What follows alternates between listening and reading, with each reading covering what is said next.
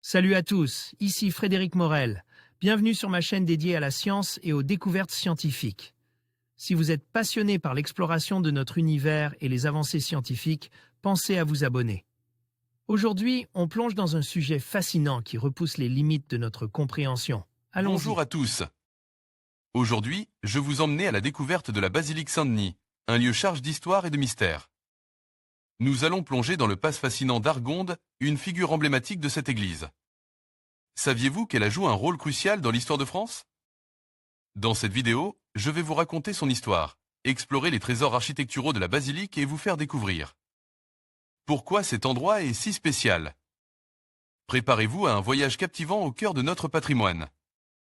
Pour une anthropologue issue de l'archéologie préventive, un RAP, Institut national des recherches archéologiques préventives, habitué. Aux cimetières paroissiaux et à ses populations anonymes, les rendez-vous avec des acteurs de l'histoire sont plutôt rares. Et, lorsqu'ils ont des origines aussi légères et ludiques qu'une émission de télévision, l'aventure scientifique n'en est que plus piquante. Basilique Saint-Denis.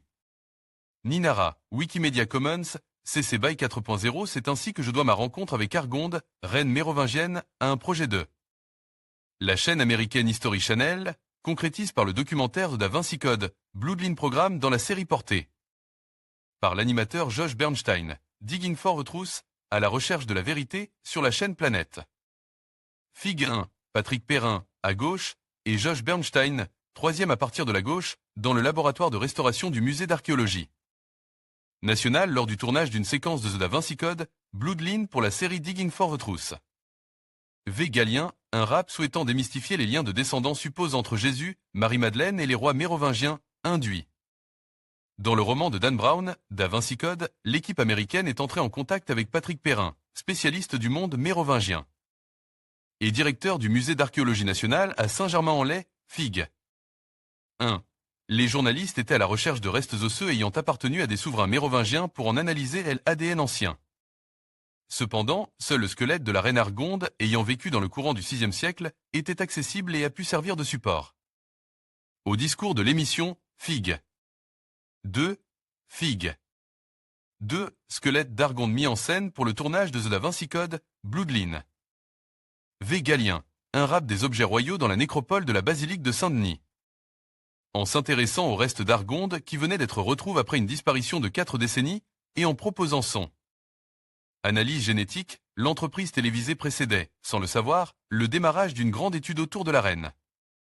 Cette étude avait, en réalité, commence dès 2000 avec un programme consacré aux objets métalliques cloisonnes ou sertis de grenat, et avait pour ambition d'englober toutes les découvertes faites dans la nécropole mérovingienne de la basilique royale de Saint-Denis en Seine-Saint-Denis, Fig. 3. Elle s'est poursuivie en 2005 en réunissant une importante équipe de spécialistes s'intéressant aux textiles, aux teintures, au cuir, aux métaux précieux et aux gemmes, à l'anthropologie biologique ainsi qu'à la génétique. Sous la direction de Patrick Perrin, cette équipe idéale renforce l'histoire des rois de France en la complétant par celle d'Argonde, souveraine mérovingienne. Fig 3, vue de la basilique Saint-Denis avec un chantier de fouilles ouvert sur le cimetière extérieur au nord de l'édifice, 1990. UASD Olivier Meyer ainsi chargé de l'examen biologique du corps d'Argonde, je n'aurais pu mener à bien ce travail sans une étroite collaboration avec mon laboratoire d'accueil, le laboratoire d'anthropologie biologique dirigé par Luc Buchet au CEPAM CNRS, Culture et Environnement. Préhistoire, Antiquité, Moyen-Âge, Annie Sophia Antipolis. Associé à Luc Buchet, Claude Rucker, parodontologue, et Yves Darton, chirurgien des hôpitaux, nous avons tenté de reconstituer un portrait physique, une identité et un bilan de santé de la reine, en complétant la recherche génétique menée par l'équipe du professeur Jean-Jacques Cassiman, au Center Human Génétique de l'Université de Louvain, Belgique. En conclusion, la basilique Saint-Denis est bien plus qu'un simple monument historique, elle est le témoin d'une époque fascinante et d'une riche histoire. À travers la figure d'Argonde, nous avons pu découvrir les liens entre le sacre et le pouvoir, ainsi que l'importance de ce lieu dans le développement de l'identité française. En visitant cette basilique, nous plongeons dans le passé et rendons hommage à ceux qui ont façonné notre histoire. N'hésitez pas à explorer cet héritage et à vous laisser inspirer par les récits qui s'y cachent. Merci de nous avoir accompagnés dans cette découverte.